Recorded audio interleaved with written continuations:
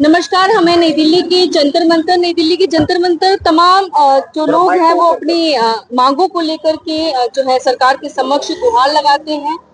इसी मामले को लेकर के तमाम लोगों ने जो कुछ कंपनियां हैं उनको कुछ पैसे जो है उन्हें जमा करने के लिए अपने दिए थे और उन कंपनियों ने जो है उनके पैसे जो है वो हड़प लिए गए हैं। उन कंपनियों के बारे में भी हम जानेंगे कौन कौन सी कंपनियां हैं। हमारे साथ कुछ लोग जुड़ चुके हैं, उनका पहले परिचय जान लेते हैं। सर, आपका परिचय।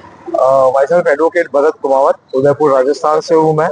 और ये ठगी पीड़ित जमाकर्ता परिवार का नेशनल जनरल सेक्रेटरी हूँ।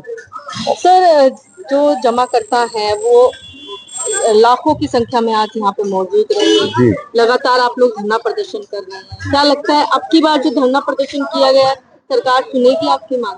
देखिए, सरकार तो अंधी, गूंगी और बहरी बनी हुई है और ये पहली बार नहीं किया गीता जी हमने यहाँ। ये 7वीं बार यहाँ आंदोलन था और बड़ा दुर्भाग्य से देश गुजर रहा है कि एक तरफ तो हमारे अभी पिछले कुछ समय में माननीय गृह मंत्री ने वक्फ बोर्ड जो कानून बनाया उस पर एक स्टेटमेंट दिया था कि वक्फ बोर्ड कानून बन चुका है और देश में सबको मानना पड़ेगा।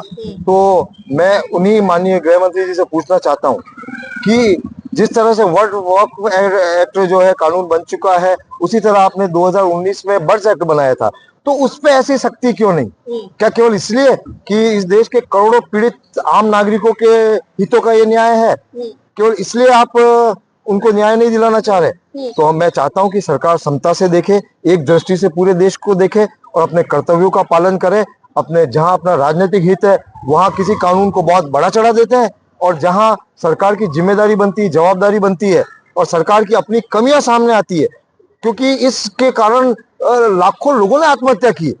एक भी आप देखिए तो ऐसा उदाहरण नहीं मिलेगा कि किसी ने वक्फ कानून के लिए पक्ष या विपक्ष दोनों ने किसी ने कुछ आत्महत्या की हो, जबकि इस कारण से हमारे बर्ड्स एक्ट लागू न होने के कारण से लाखों लोगों ने आत्महत्या कर चुकी है और करोड़ों लोग शरणार्थी की तरह देश में भटक रहे हैं। तो बस यही है कि दुर्भाग्य है कि सरकार भेदभाव कर रही है। जो कंपनियां हैं उनमें जो पैसा लगाया गया है वो कंपनियां जो है क्यों अभी तक सीज नहीं की गई है, क्यों उन्हें बंद नहीं किया गया, उनके लाइसेंस अभी तक बंद निरस्त नहीं किए गए? देखिए, इस देश में और दुर्भाग्य की व्यवस्था में बहुत से ऐसे गिद्ध हैं जो कि बैठे रहते हैं कि कहाँ कोई शिकार हो रहा है, कहाँ कोई ठगी का शिकार हो रहा है, कहाँ लुट रहा है, पिट रहा है, बर्बाद हो रहा है, वहां जाके पहुंच जाते हैं सारे लोग और वहां से अपना, देखिए, जो ठग है वही कुछ देगा लोगों को जिसने ठगा है। आपको लगता है बहुत बड़ा गैंग चल रहा है? नेक्सस है, बिल्कुल सही कहा आपने, क्योंकि किसी एक पक्ष की इतनी ताकत नहीं है कि इतनी बड़ी तादाद में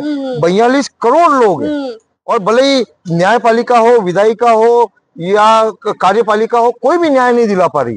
तो ये वास्तव में सही कहा आपने कि पूरा नेक्सस है और सब लोग मिलके ठग और बेईमानों के पक्ष में हैं। आज हमारे पीड़ितों के पक्ष में कोई नहीं दिखाई देता। तो आज आप क्या फिर से गुहार लगा करके आए हैं? नहीं, अब तो चुनौती देके आए हैं हम इनको कि गुहार लगाने वाला मन तो मर गया है और अब हम एक नए देश को, नई व्यवस्था, ठग बेईमान मुक्त भारत बनाने के संकल्प के साथ हम निकले हैं और गांव-गांव और घर-घर जाएंगे और समझाएंगे लोगों को कि वो भारत भाग्य विधाता है, इस देश के मालिक हैं। ये भी सवाल उठता है कि कुछ सरकार के नुमाइंदे हैं जो ये सवाल उठाते हैं कि हमसे पूछ के दिया था क्या पैसा? अरे, पूछ के तो ये भी चुनाव लड़ने नहीं आए थे।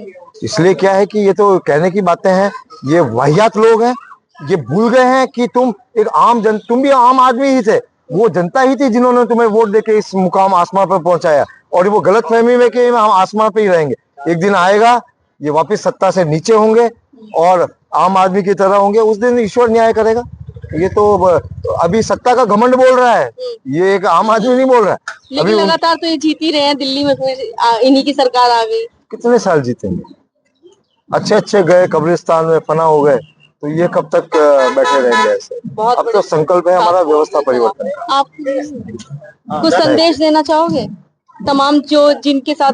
मैं तो भारत के प्रत्येक नागरिक को ये संदेश देना चाहूंगा आज जंतर मंतर 1 मई 2025 के दिन से कि जन गण मन अधिनायक जय है, भारत भाग्य विधाता। तो मैं भारत भाग्य विधाताओं से बात कर रहा हूं और उन्हीं के नाम संदेश है कि आप इस देश के मालिक हैं, नौकर नहीं है, और लोक सेवक जो मालिक की भूमिका में आ गए हैं, इनको इनके सही स्थान पर लाएं, अपने अधिकारों को जाने, अपने कर्तव्यों को जाने। भारतीय संविधान ने प्रत्येक नागरिक को कर्तव्य दिए हैं, कर्तव्य को जान लीजिए तो आपका अधिकारों का आनंद रुक जाएगा। Thank you. फिर भी यहाँ कोई इस देश में कोई नजर नहीं आता है आज जो हमको न्याय दिला सके, जिसको पीड़ा हो कि मेरे देश के इतने लोग पीड़ित हैं। तो इसका समाधान का आदेश दिया है मुझे मन से। तो सबसे पहले मैं यही कहूंगा कि बीमारी तो 7 साल में हमने भी डायग्नोज कर ली है, अब मैं सीधी दवाई दे रहा हूं आपको।